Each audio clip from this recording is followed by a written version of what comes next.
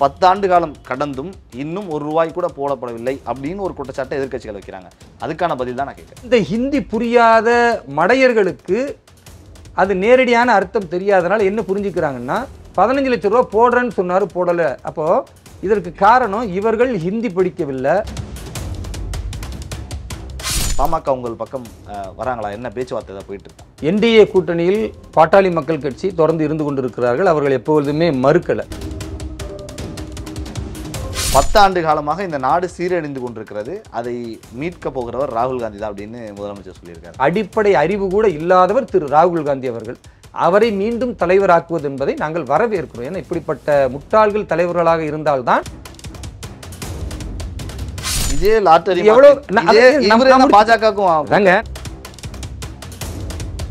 இதையெல்லாம் நாங்கள் எவ்வளவு காலம் தான் தாக்குப்பிடித்துக் கொண்டிருப்பது? அப்ப குற்றவாளிகளாக திமுகவினர் ஊழல்வாதிகளாக போதைப் பொருள் விற்கக்கூடியவர்களாக இருக்கிறார்கள் என்றால் அதிமுகவும் சரிநிகர் சமானமாக எந்த குறைவும் இல்லாமல் அவர்கள் நற்றுப்பாடு கட்சிகள்னு சொல்ற கட்சிகள் கூட பெரிய மாநாடு நடத்துறாங்க, கூட்டம் கூட்டுறாங்க.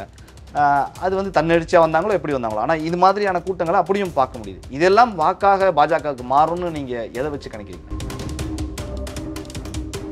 இந்தி கூட்டணியில் உள்ள காங்கிரசும் திமுகவும் மம்தா பானர்ஜி கட்சியுமே தவிர ஏதோ வாய் புளித்ததோ மாங்காய் புளித்ததோ திரு அடிக்கடி ஸ்டாலின் அவர்கள் சொல்லுவார்கள். சீமானோடு அவர்களுடைய வாக்கை விட பல இடங்களில் கமலஹாசன் அவர்கள் நிறைய வாக்கு வாங்கினார்.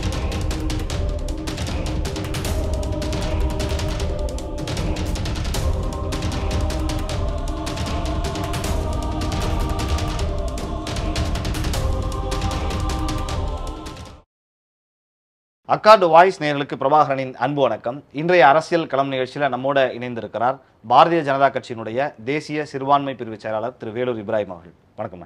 வாழ்க வளமுடன். எப்படி இருக்கீங்கன்னா?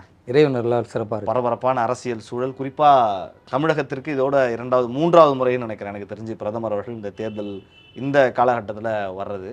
இன்னைக்கு இப்போ நம்ம பேசிகிட்டு இருக்க இன்றைக்கு கோயம்புத்தூரில் அவருடைய பேரணி அப்படிங்கிறது பெரிய கூட்டம், பெரிய மக்கள் வெள்ளம் சமீப காலமாக பார்க்க முடியுது. எப்படி பார்க்குறீங்க இதனுடைய இது ஒரு வளர்ச்சிக்கான ஒரு இதுவாக நீங்கள் பார்க்குறீங்களா நடந்துட்டு இருக்குன்னு? 2024 தேர்தல் என்பது தேசம் முழுக்க பாரத பிரதமர் திரு நரேந்திர மோடி அவர்கள் நிச்சயமாக 3வது முறை பிரதமராக வருவார் என்பதை உறுதி செய்யப்பட்டிருக்கிறது. தமிழகத்தில் மட்டும்தான் இந்த திராவிட கும்மலும் அதற்கு எதிரான தமிழ் தேசியவாதம் என்று சொல்லி தமிழர்களை மொழி ரீதியாக பிரிக்கக்கூடிய ஒரு சில கட்சிகளும் ஒரு பிம்பத்தை கட்டமைக்கிறார்கள். இங்கே மோடி அவர்களுக்கு பெரிய ஆதரவு இல்லை, பாரதிய ஜனதா கட்சிக்கு பெரிய அளவிற்கு வாக்கு வங்கி இல்லை என்று. ஆனால் நீங்கள் பாரத பிரதமர் திரு நரேந்திர மோடி அவர்கள் முதலாவதாக என் மண் என் மக்கள் நிறைவு விழாவில் கலந்து கொண்ட நிகழ்வாக இருக்கட்டும், அதற்கு அடுத்த திருநெல்வேலி, தூத்துக்குடி அப்படின்னு தொடர்ந்து போகக்கூடிய இடம், இன்றைக்கு கோவையில் நடக்கிற ரோட் ஷோ, நாளைக்கு சேலம் மாநகரில் நடக்கிற ஒரு மிகப்பெரிய பொதுக்கூட்டம், இதெல்லாம் என்ன உணர்த்துகிறதுனா லட்சக்கணக்கான மக்கள் பெருந்திரளாக கலந்து கொள்கிறார்கள். யாரும் பணத்தை கொடுத்து கூட்டிகிட்டு வரலை, யாரும் மதுவை கொடுத்து கூட்டிகிட்டு வரலை, யாரும் பொய் வாக்குறுதிகளை கொடுத்து கூட்டிகிட்டு வரல. சொல்லப்போனால் வாகனங்கள் கூட ஏற்பாடு கிடையாது. அந்தந்த மக்கள் தன்னெழுச்சியாக அந்தந்த பகுதிகளிலிருந்து வாகனத்தில் புறப்பட்டு வர ஒரு பெரிய மாற்றம். அதற்கு காரணம் திரும்ப திரும்ப பொய்யான வாக்குறுதிகளே கொடுத்து அதிமுகவும் திமுகவும் ஏமாற்றி கொண்டு இருக்கக்கூடிய சூழலில் கொடுத்த வாக்குறுதிகளை நிறைவேற்றிவிட்டு மீண்டும் புதிய இந்தியாவில் ஒரு சகாப்தத்தை படைக்க இருக்கிற திரு நரேந்திர மோடி அவர்களை இந்த மக்கள் நம்புகிறார்கள். தமிழக மக்களை பொறுத்த வரைக்கும் ஒரு கட்சியை நம்புவது அல்லது வாக்களிப்பது என்றால் அதை முழுமையாக நம்பிச்சு தொடர்ந்து வாக்களிப்பாங்க. அதற்கு மாற்றமாக இன்றைக்கு திரு நரேந்திர மோடி அவர்களை தேர்ந்தெடுக்கிறார்கள் என்றால் அது நீண்ட ஆலோசனை, அவருடைய நடவடிக்கை, 10 ஆண்டு கால ஆட்சியின் வளர்ச்சி திட்டங்கள், உலக அளவில் இன்றைக்கு பாரதம் தலை நிமிர்ந்து நிற்கிறது. இது எல்லாத்தையும் ஒரே கோர்வையாக இன்றைக்கி தமிழக மக்கள் பார்க்குறாங்க. படித்தவர்களிலிருந்து பாமரர் வரைக்கும் பாரத பிரதமர் திரு நரேந்திர மோடி அவர்களுடைய திட்டங்கள் போய் சேர்ந்திருக்கிறது. நிச்சயமாக இந்த மக்கள் எழுச்சி 2024 பாரதிய ஜனதா கட்சியின் வெற்றிக்கு சாதகமாக இருக்கும். தாமரை தமிழகத்தில் மலர்வதற்கு சாதகமாக இருக்கும். மீண்டும் மோடி, வேண்டும் மோடி என்ற குரல் தமிழகம் முழுக்க ஒலிக்கிறது. 3வது முறையாக பிரதமர் அவர்கள் மீண்டும் பொறுப்பேற்பார் அப்படின்னு சொல்றீங்க, மக்கள் எழுச்சி அப்படின்னு சொல்றீங்க. நீங்க சொல்ற மாதிரி இந்த கூட்டம் இதெல்லாம் டிடிவி தினகரன் அவர்களுக்கு கூட பயங்கரமான ஒரு கூட்டம் வந்தது. சசிகலா அவர்கள் சிறையிலிருந்து சென்னை வர்றதுக்கே கிட்டத்தட்ட ஒரு 12 மணி நேரம் 13 மணி நேரம் கிட்ட எடுத்தது. இரவெல்லாம் டிராவல் பண்ணி காலையிலலாம் ரீச் ஆனாங்க. அந்த மாதிரி ஒரு மக்கள் வெள்ளம் அவர்களுக்கு இருந்தது. அந்த மாதிரி காசு கொடுத்து கூட்டிட்டு வரல. பல கட்சிகள், நீங்க லெட்டர் பேடு கட்சிகள்னு சொல்ற கட்சிகள் கூட பெரிய மாநாடு நடத்துறாங்க, கூட்டம் கூட்டுறாங்க. அது வந்து தன்னெழுச்சியா வந்தாங்களோ எப்படி வந்தாங்களோ, ஆனா இது மாதிரியான கூட்டங்களை அப்படியும் பார்க்க முடியுது. இதெல்லாம் வாக்காக பாஜகவுக்கு மாறும்னு நீங்க எதை வச்சு கணிக்கிறீங்க? பொதுவா அரசியல் திருப்பு முனைகள் என்பது மக்கள் பெருவெள்ளத்தை வைத்துத்தான் வந்து முடிவு செய்வாங்க. நீங்க கடந்த காலத்துல திமுகவுடைய வளர்ச்சி ஆரம்ப காலத்துல 1967 இருந்து பார்க்கும் பொழுது, காங்கிரசுக்கு பிறகு மிகப்பெரிய மக்கள் வெள்ளம் வந்து பேரறிஞர் அண்ணா அவர்களுடைய அந்த பேச்சுக்கு வந்தது. பிறகு டாக்டர் கலைஞர் அவர்களுடைய அந்த பேச்சுக்கும் அவருடைய கூட்டங்களுக்கும் வந்தது. அப்போ அந்த கூட்டம் தான் வாக்காக மாறியது. ஏன்னா மிகப்பெரிய லட்சக்கணக்கான மக்கள் மத்தியில் உரையாற்றும் பொழுது அந்த மக்களோட ஒரு இணைப்பு ஏற்படுத்துகிற அந்த இணைப்பு தான் பிறகு வாக்காக மாறக்கூடிய ஒரு சூழல். அதுதான் இன்றைக்கு பாரதிய ஜனதா கட்சியில் நிகழ்ந்திருக்கிறது. நீங்க அம்மையார் சசிகலா அவர்களை பற்றி சொன்னீங்க. மிகப்பெரிய கூட்டம் இருந்தது, மறுக்க முடியாது, அது உண்மைதான். ஆனாலும் கூட அவர்கள் தேர்தல் அரசியலுக்கே வரலையே. தேர்தல் அரசியலுக்கு வந்திருந்தால் அந்த கூட்டம் வாக்காக மாறி இருக்கிறதா என்ற ஒரு வாதத்தை நம்ம முன்வைக்கலாம். ஐயா டிடிவியை பொறுத்த வரைக்கும் அவர் தேர்தல் அரசியலில் ஒரு சில தொகுதிகளில் நின்றிருக்கிறார், கணிசமான வாக்குகளை வாங்கியிருக்கிறார். இன்றைக்கு என்டிஏ கூட்டணியில் அவரும் ஒரு மிக முக்கியமான அரசியல் கட்சியாக கூட்டணியில் இருக்கிறார். அதனால் அவருடைய அந்த வாக்கும் பாரதிய ஜனதா கட்சியினுடைய வெற்றிக்கு இன்னும் பலமாக கூடுதல் எண்ணிக்கையாக இருக்கும். அதில் எந்த மாற்று கருத்தும் இல்லை. தமிழக மக்கள் மாற்றத்தை விரும்புகிறார்கள், ஊழல் இல்லாத ஆட்சியை விரும்புகிறார்கள்.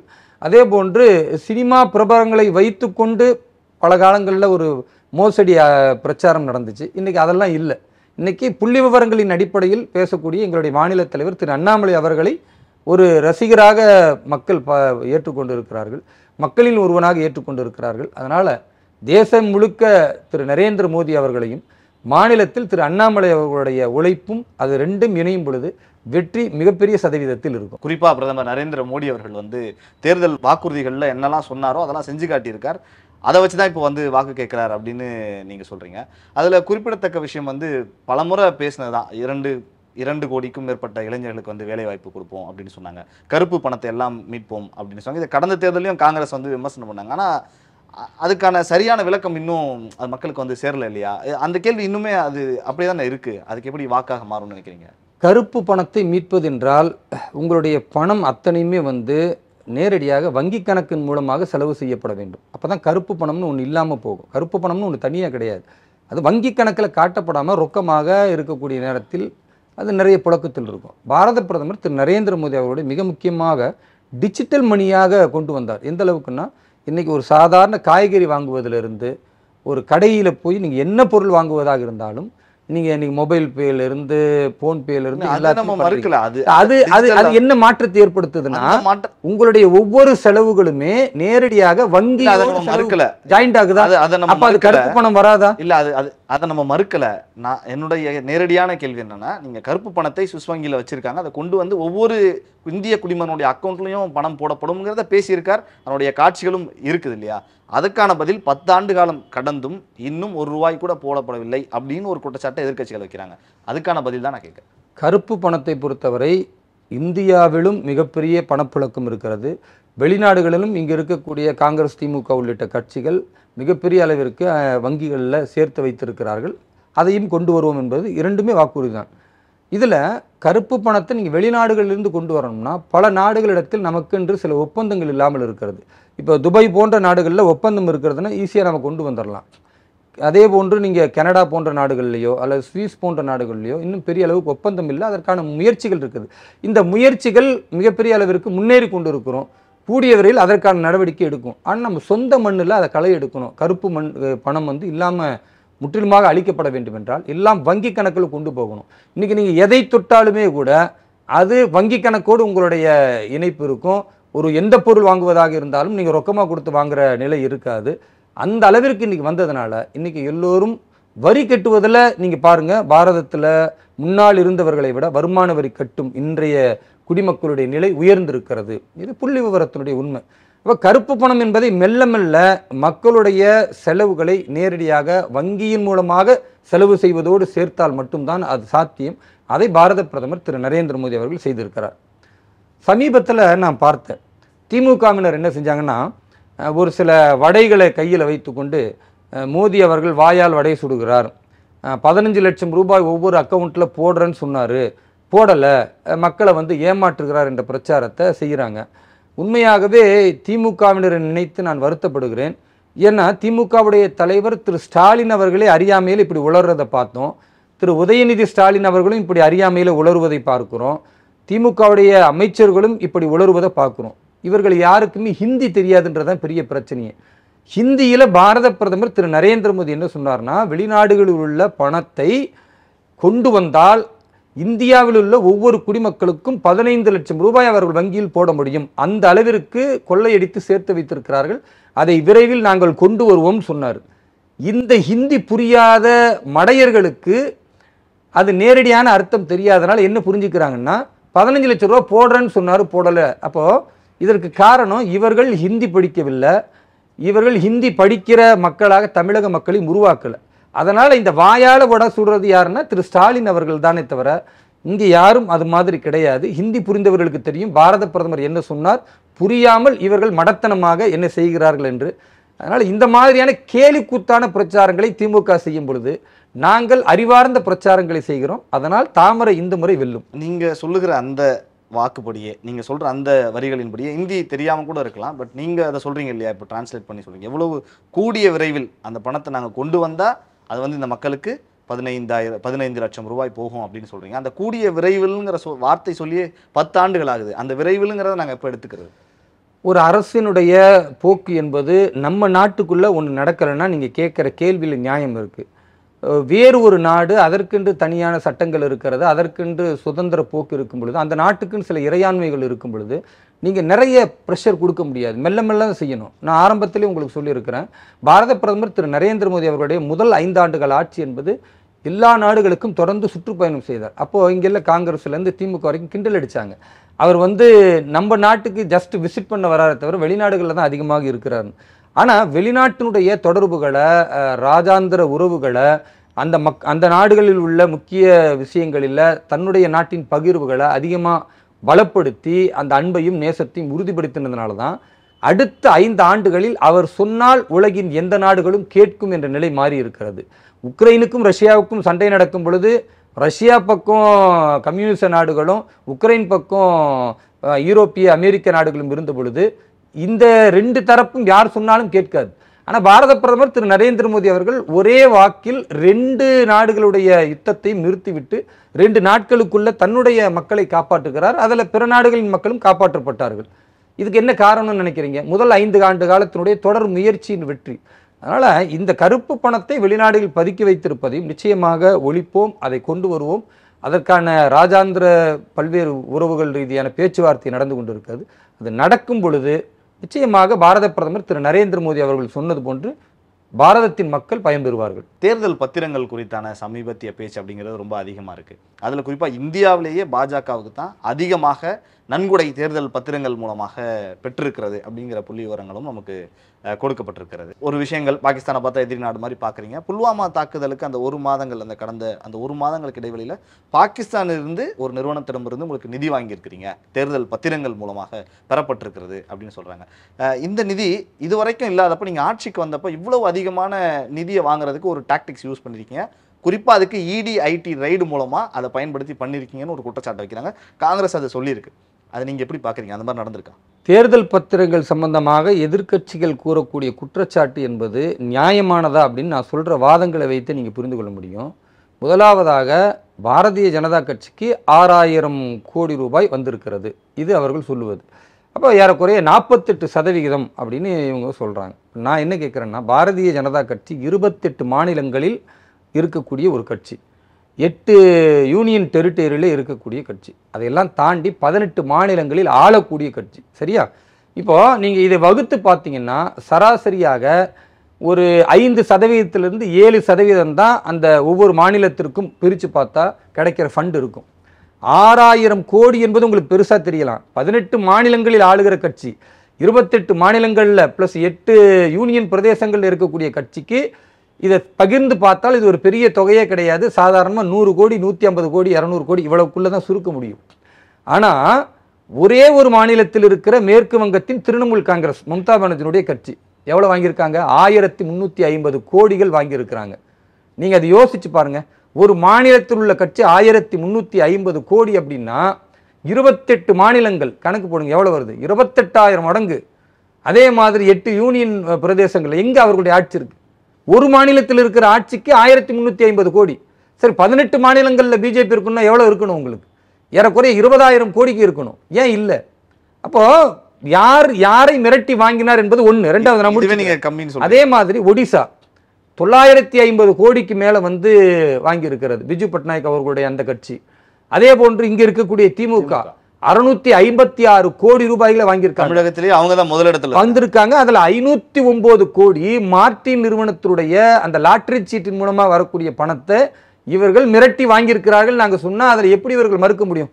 ஏன் அதை சொல்றோம் அப்படின்னா, வேறு எந்த நிறுவனமும் இல்லாமல் மார்டின் நிறுவனத்திட்ட மட்டும்தான் இவர்கள் 85% ஒரு ஆளுகிட்ட வாங்குறாங்க. இதே லாட்டரி பாஜகவுக்கும்.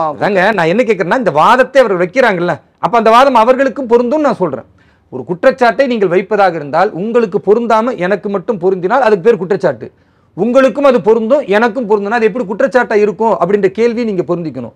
ரெண்டாவது, 6000 கோடி பாரதிய ஜனதா கட்சிக்கு வந்தது. அது 18 மாநிலங்கள் ஆட்சி செய்யற கட்சிக்கு அதிகம் நீங்க நினைச்சீங்கன்னா, ஒரு மாநிலத்தில் ஆட்சி செய்வதற்கு திரிணாமுல் காங்கிரசுக்கு 1350 கோடியும், நவீன் பட்நாயக் அவர்களுடைய கட்சிக்கு 950 கோடியும், திமுகவிற்கு 656 கோடியும், இதெல்லாத்தையும் நீங்க பார்த்தீர்கள் என்றால் அப்ப எது அதிகமானது? பாரதிய ஜனதா கட்சி இந்த பத்திரத்தின் மூலமாக பெற்ற தொகையை விட பல 100 மடங்கு அதிகமாக பெற்றிருப்பது இந்தி கூட்டணியில் உள்ள காங்கிரசும் திமுகவும் மம்தா பானர்ஜி கட்சியுமே தவிர, ஏதோ வாய் புளித்ததோ மாங்காய் புளித்ததோ திரு அடிக்கடி ஸ்டாலின் அவர்கள் சொல்லுவார்கள். அந்த மாதிரி இதற்கு சொல்லுகிறார்களே தவிர, இவர்கள் வைக்கக்கூடிய குற்றச்சாட்டு இவர்களுக்கே இன்றைக்கு திரும்பி இருக்கிறது. மக்கள் கேள்வி கேட்க ஆரம்பித்திருக்கிறார்கள். அதனால இந்த பத்திர இதை வைத்தெல்லாம் வந்து நீங்க ஒரு அரசியல் மாயாஜாலம் செய்ய வேண்டும், மோடிக்கு எதிராக திருப்ப வேண்டும் என்று நினைத்தால் அது வந்து உங்களுக்கே திரும்ப அந்த கேள்வி வரும், உங்களுக்கே அது ஆபத்தாக முடியும் என்பதை நிச்சயமாக மக்கள் புரிஞ்சுக்குவாங்க. இந்த விஷயங்கள்லாம் நம்ம பேசிக்கிட்டு இருக்க இதே சமயத்தில் தான் கூட்டணி குறித்தும் பல்வேறு திமுக தரப்பில் நீங்கள் போனீங்கன்னா காங்கிரஸுக்கு எத்தனை தொகுதிகள், அவர்களுடைய கூட்டணியான கம்யூனிஸ்ட் கட்சிகளுக்கான தொகுதிகள் எல்லாம் ஒதுக்கப்பட்டு விட்டது. எந்தெந்த தொகுதி அவங்கெல்லாம் நிற்க போகிறாங்கிறத சொல்லிட்டாங்க. உங்கள் பக்கம் இன்னும் ஒரு கன்ஃபியூஷன் போயிட்டே இருக்க மாதிரி இருக்குது. பெரும்பாலும் சரத்குமார்லாம் கூப்பிட்டு கட்சியே இணைச்சிட்டிங்க, உங்களோட இணைச்சி கட்சியை அவங்க கைக்குள்ளே இருக்குது அப்படின்னு ஒரு பக்கம் சொல்லிக்கிட்டு இருக்காங்க. அதே மாதிரி பாமகவினோட நிலைப்பாடுனால தான் அதிமுகவுக்கும் பாஜகவுக்குமான அந்த கூட்டணி இன்னும் முடிவாகலன்னு சொல்றாங்க. பாமக உங்கள் பக்கம் வராங்களா? என்ன பேச்சுவார்த்தை தான் போயிட்டு இருக்கா? என்டிஏ கூட்டணியில் பாட்டாளி மக்கள் கட்சி தொடர்ந்து இருந்து கொண்டிருக்கிறார்கள். அவர்கள் எப்பொழுதுமே மறுக்கலை இன்றைய தேதி வரை. அதனால் அவர்கள் இருக்கக்கூடியவர்களை நாங்கள் கூட்டணிக்காக மறுபடி தொடர்ந்து பேசுவதும், எவ்வளவு சீட்டு, என்ன மாதிரியான தொகுதிகள் என்று பேசுவது என்பது அது முறையானது தானே. ஒரு கூட்டணியில் இல்லாமல் புதிதாக வரக்கூடியவர்களுக்கு காத்திருக்கிறோம் என்று சொன்னால் நீங்கள் கேட்குற கேள்வியில் நியாயம் இருக்கும். ஆல்ரெடி இங்கே கூட்டணியில் இருக்கிறாங்க.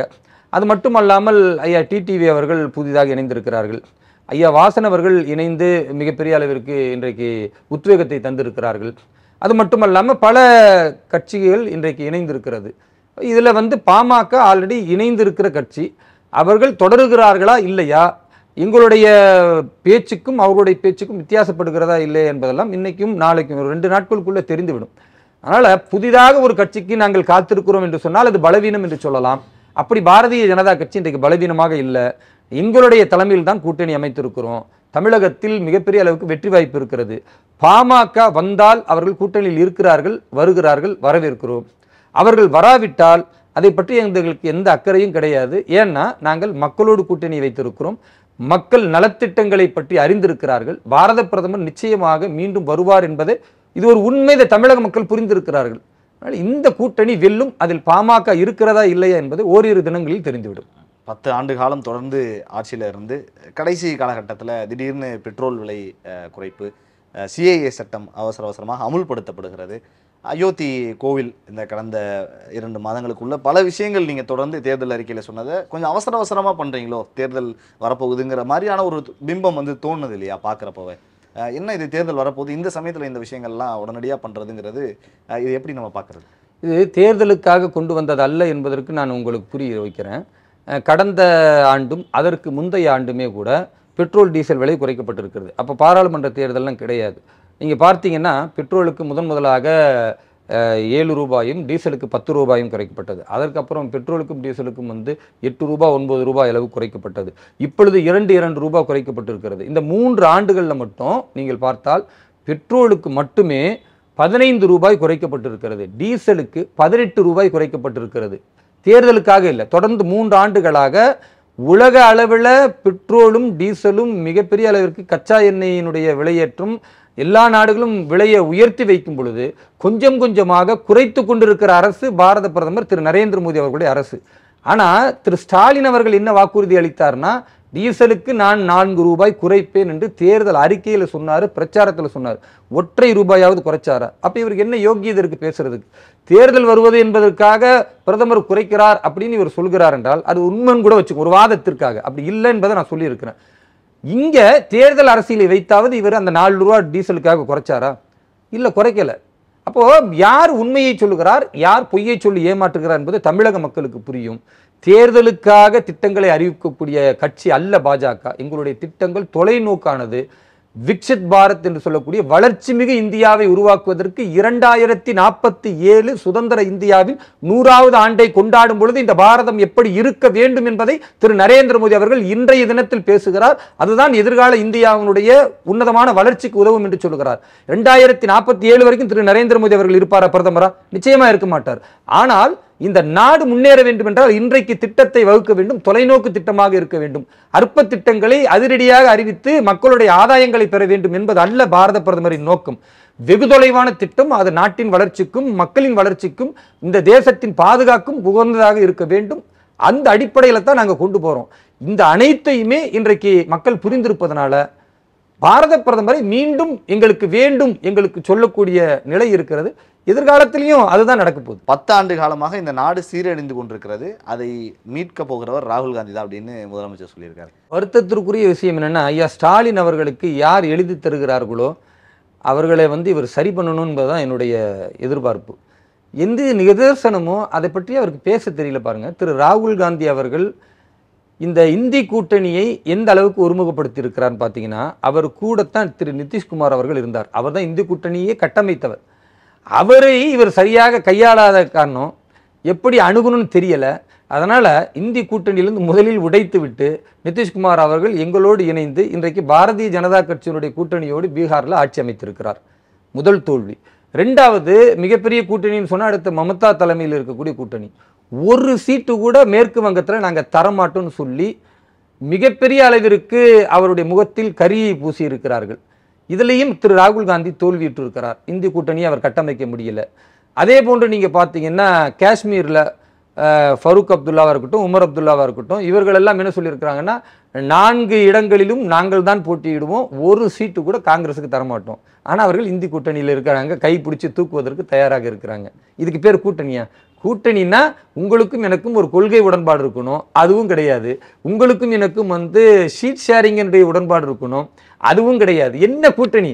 அப்போ ஒரு கூட்டணி கட்சிகளை ஒன்றிணைத்து அவர்களை சரிசமமாக வைத்து அவர்களுக்கான முன்னுரிமையை அளித்து அதன் மூலம் தேர்தல் வெற்றி பெற வேண்டும் என்ற ஒரு அடிப்படை அறிவு கூட இல்லாதவர் திரு ராகுல் காந்தி அவர்கள்.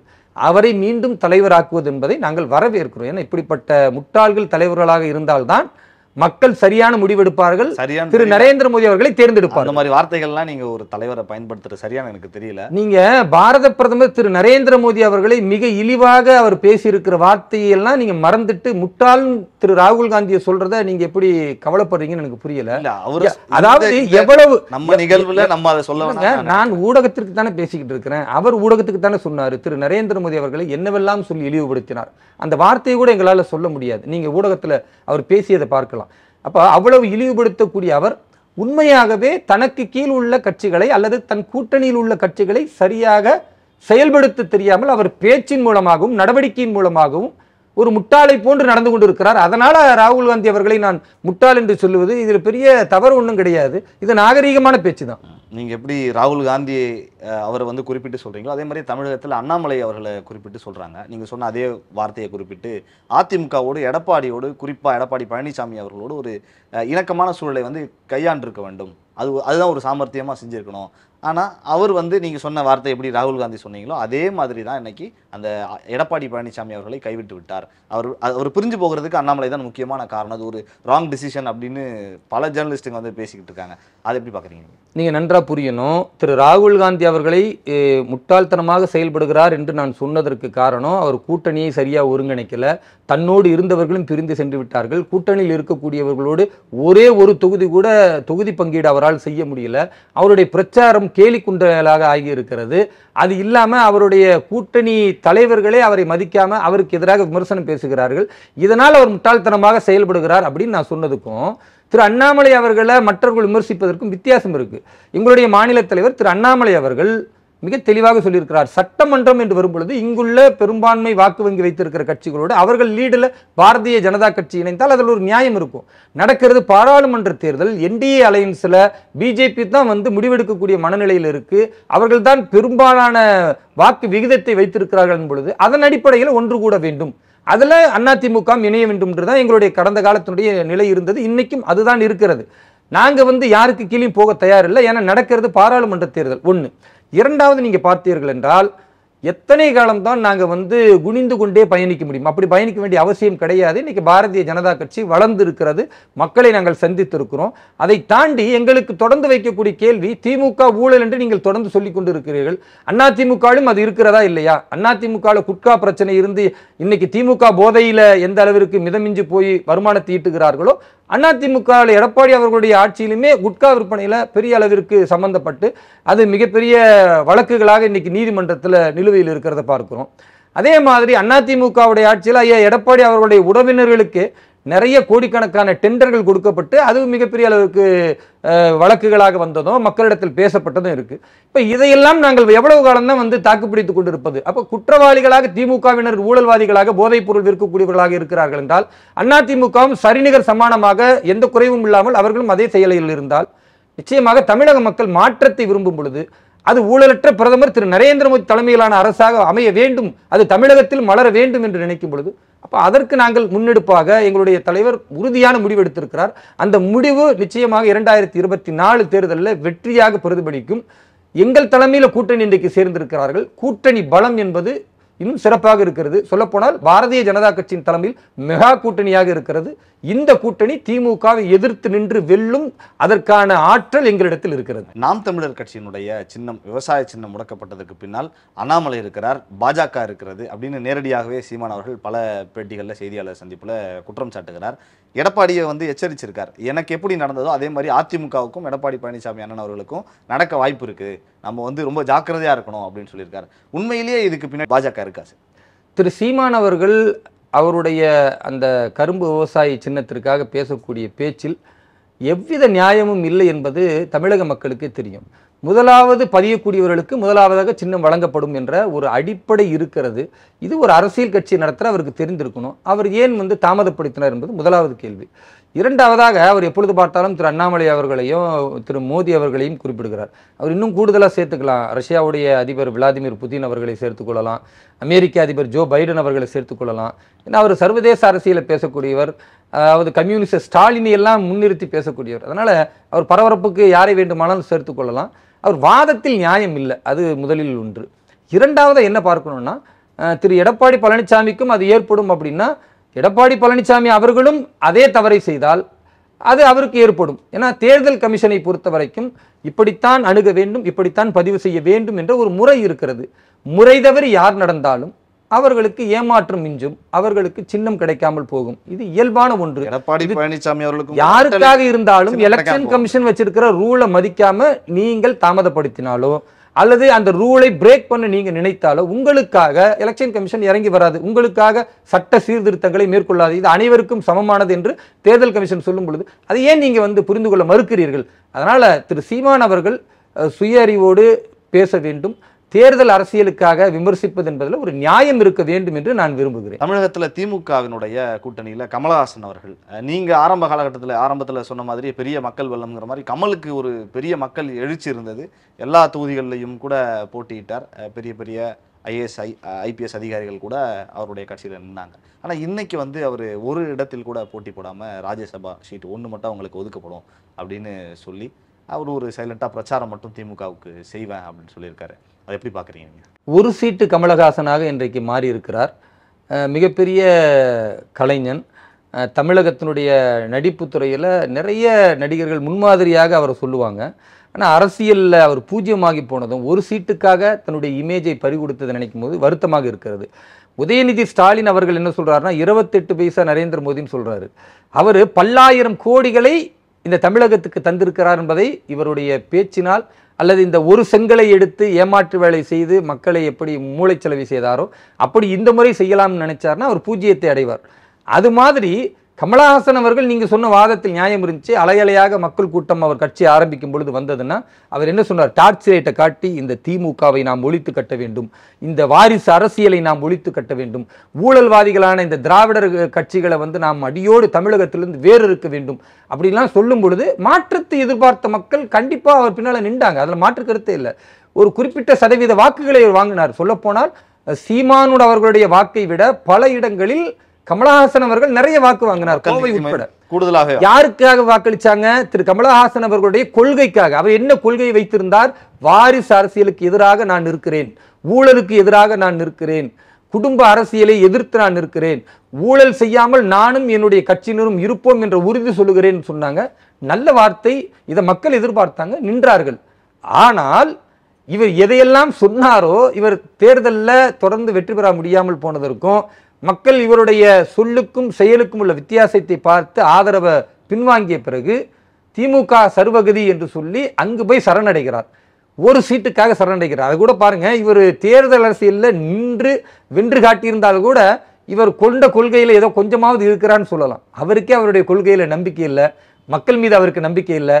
கமலஹாசனை தமிழக மக்கள் புறக்கணித்து விட்டார்கள் என்பது புரிந்து விட்டதனால ஒரு சீட்டு கமலஹாசனாக இன்றைக்கு திமுகவில் சரணடைந்து திமுக என்ன எழுதி கொடுக்கிறதோ அதை 39 பாராளுமன்ற தொகுதிகளில் பிரச்சாரம் செய்யக்கூடிய ஒரு தேர்தல் பிரச்சாரகர், அதற்கான கூலியாக ஒரு சீட்டு கமலஹாசனுக்கு கிடைக்கிறது. இவ்வளவுதானே தவிர அவருடைய கொள்கை எதை சொன்னாரோ இன்றைக்கு பாஜக அதை நிலைநிறுத்தி இருக்கிறது.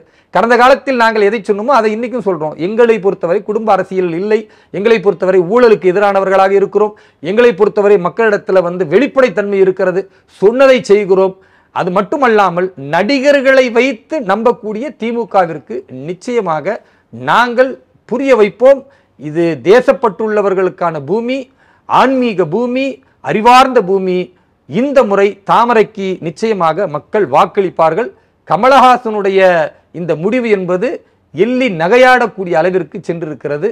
அவருடைய பேச்சுக்கள் என்பது இப்போ நீங்க பார்த்தீர்கள் சமீப காலமா புகைப்படமாகத்தான் இருக்கிறத வெளியே என்ன பேசினாலும் பெரிய அளவிற்கு நெட்டிசன்களே அவருக்கு கமெண்ட் பண்றாங்க. இது ஒரு பெரிய மானக்கேடான செயலாக அவருக்கு இருக்கிறது. அவர் எடுத்த தவறான முடிவை நினைத்து நாங்கள் வருத்தப்படுகிறோம். பார்ப்போம் சார், வரக்கூடிய நாடாளுமன்ற தேர்தலில் இந்த முடிவுகள்லாம் எப்படி இருக்கு, உங்களுடைய கண்ணோட்டத்தை நீங்க சொல்லியிருக்கீங்க. மக்களுடைய முடிவு எப்படி இருக்க போகுது, இந்த கூட்டணி நிலவரங்கள்லாம் வரக்கூடிய நாட்கள் எப்படி இருக்க போகுது அப்படின்னு நம்ம பார்க்கலாம். பல விஷயங்கள் எங்களோடு அரங்கிற்கு பகிர்ந்து கொண்டீர்கள். உங்களுக்கு அக்காடு வாய் சார்பாகவும் இந்த பிரபாகரன் சார்பாகவும் மனமார்ந்த நன்றிகள். நன்றி, வாழ்த்துக்கள்.